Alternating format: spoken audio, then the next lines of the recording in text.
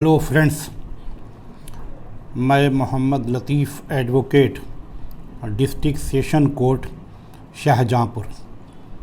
आज मैं आपको एक ऐसे पिता के बारे में बताने जा रहा हूँ जिसकी बेटी की हत्या कर दी गई। हत्या किसने की?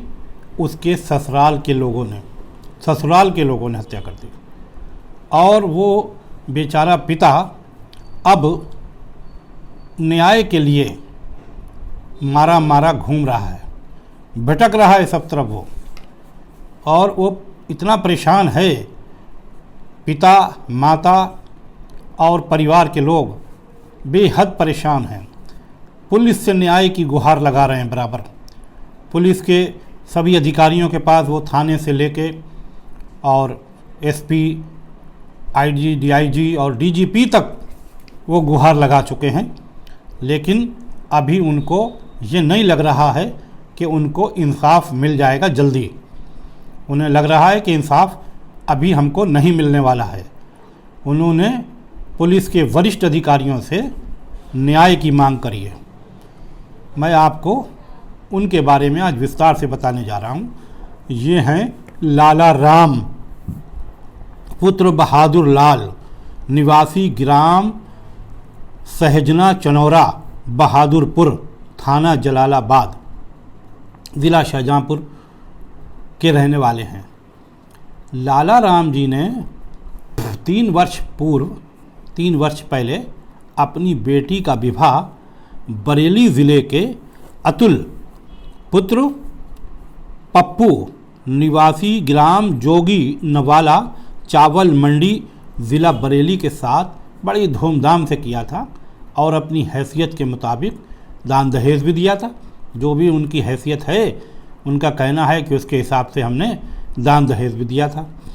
लेकिन जो ससुराल के लोग थे, उसकी सास और उसके पति अतुल, सास जय देवी, वो दिए गए दहेज से कतई भी संतुष्ट नहीं हुए और उन्होंने क्या किया, पहले दिन से ही जब वो विदा होकर गई तो उसको दहेज कम लाने के लिए ताने दिए और ये कहा कि अगली विदा में अतिरिक्त दहेज में एक टेलीविज़न, सोने की चैन और एक मोटरसाइकिल ला कर देना। ये उसे हिदायत दे दी। किसने? पति ने और सास जय देवी ने यह हिदायत दे दी। अब ये लाला राम की बेटी भावना देवी, जिसका नाम है, वो जब अपने मायके आई तो सारी बात अपने पिताजी को बताई उसने। पिताजी ने उसकी बातों को सुनने के बाद उसे समझाया बुझाया और फिर विदा कर दिया। फिर वो ससुराल चली गई। यही सिलसिला बराबर चलता रहा, आना जाना लगा रहा। लेकिन लाला राम और उसकी पत्नी का कहना है कि उनकी दहेज वाली मांग ख़त्म नहीं हुई। वो बराबर दहेज की मांग करते रहे और इसी बीच उसने एक पुत्र को जन्म दिया जो लगभग 1 वर्ष का है।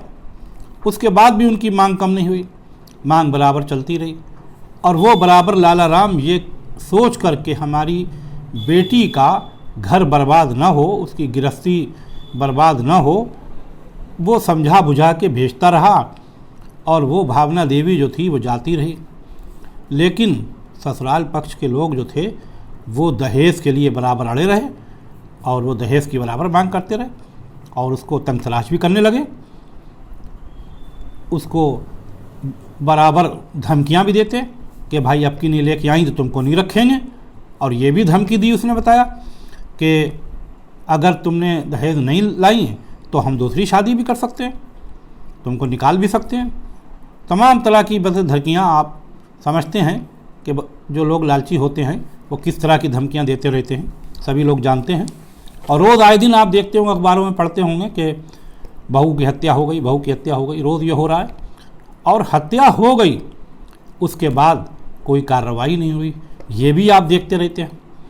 तो इसी तरह का एक ये केस है कि हत्या हो गई और कोई कार्रवाई नहीं हुई। और ये जो दहेज की हत्या है, दहेज हत्या, ये ज़रा एक ख़ास किस्म की है।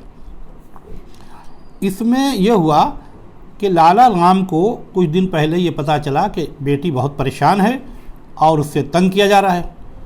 तो लाला राम जाके उसको ले आए अपने घर आ गए। भावना देवी अपने मायके आ गई और मायके आने के बाद लाला राम ने उसे समझाया बुझाया।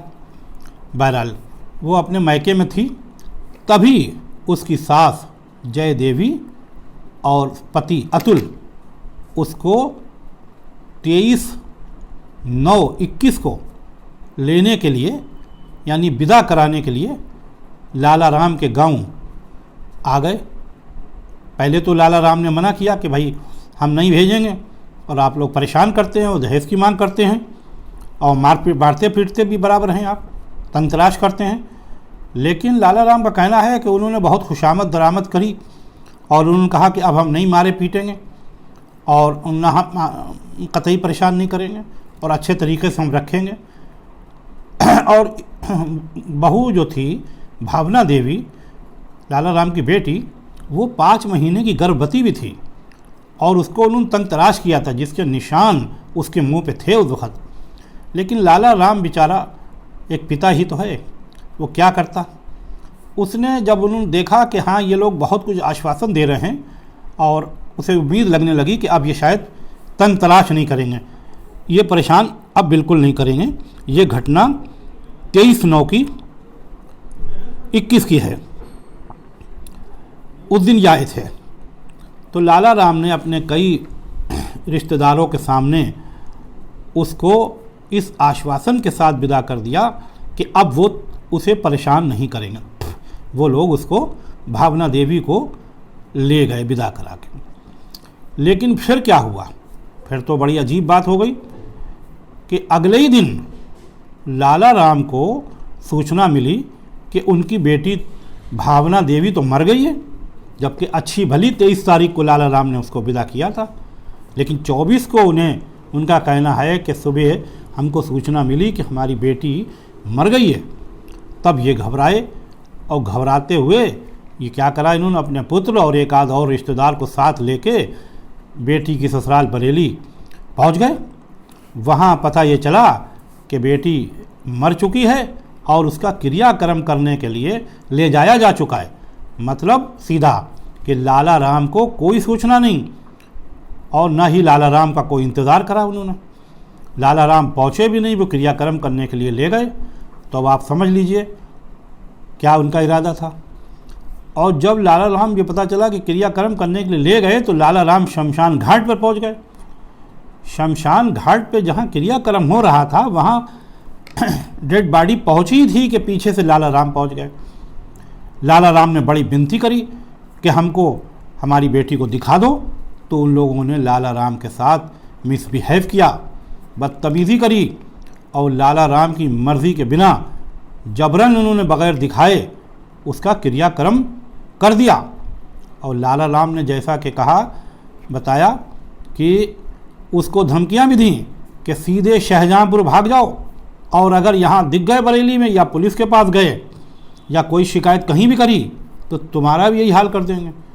लाला राम बेपनाह ये इस घटना से सहम गया और इतना भयभीत हो गया कि उसका बुरा हाल हो गया। और जो लोग साथ में गए थे बड़ा मुश्किल से उसको जैसे तैसे संभाला और शाहजहाँपुर डर के मारे भाग आए। जब वो शाहजहाँपुर आ गए तब उनका कहना है कि थाना जलालाबाद पर इस घटना की FIR लिखाने के लिए तहरीर भी दी।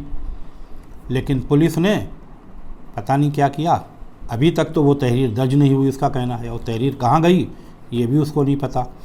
उसके बाद पुलिस अधीक्षक शाहजहाँपुर यानी सुपरिंटेंडेंट ऑफ पुलिस शाहजहाँपुर को भी प्रार्थना पत्र दिया और यहाँ तक कि कई बार दिया, लेकिन फिर भी इस घटना की FIR अभी तक दर्ज नहीं हुई है। लाला राम ने उसके बाद DGP उत्तर प्रदेश मतलब डायरेक्टर जनरल पुलिस UP को प्रार्थना पत्र दिया है और न्याय की मांग करी है। अब ये देखिए कि एक हत्या हो गई, उसको क्रियाक्रम भी कर दिया गया, उसके सामने उसको आग लगा दी गई क्रियाक्रम कर दिया गया और उसको देखने नहीं दिया। क्या ससुराल वालों का ये फ़र्ज़ नहीं था कि पहले उसको सूचना देते, उसका इंतज़ार करते हैं, और इंतज़ार करने के बाद जब वो आ जाता, अब वो संतुष्ट हो जाता, अगर वो चाहता तो सहमति देता और नहीं तो वो पुलिस कार्रवाई करता, जो भी वो करता, जो उसे उचित लगता वो करता। लेकिन एकदम से उसके पीछे क्रियाक्रम कर देना, इसका क्या मतलब है? शक तो पैदा ही होता है कि किसमें कहीं पर लोचा है। लाला राम का कहना है कि उसकी बेटी 5 माह की गर्भवती थी और इससे पहले भी उसको मारा पीटा था, जिसका एक फ़ोटो उसके पास है, जिसके मुंह पर उसके चोटें भी हैं। इससे कुछ दिन पहले ही मारा था। तो लाला राम उसको ले आया था, लेकिन फिर भी वही बात आती है कि गरीब पिता बेचारा क्या करता। आप जानते हैं कि गरीब पिता का क्या हाल होता है। उसने फिर भी विदा कर दिया कि चलो भाई अब नहीं मारेंगे, कभी तो इसे आराम मिलेगी, ये सोच के उसे विदा कर दिया। लेकिन उसकी हत्या करके उसका कहना है कि उसको उसकी मर्ज़ी के बिना ज़बरदस्ती जला दिया गया। अब वो कैसे मरी, कैसे नहीं मरी, क्या हुआ, गर्भवती भी थी वो, ये तो जांच का विषय है, ये जांच का विषय है। इन्वेस्टिगेशन होगा तो पता चलेगा और उसके लिए एफआईआर होना ज़रूरी है। एफआईआर उसकी अभी तक हुई नहीं।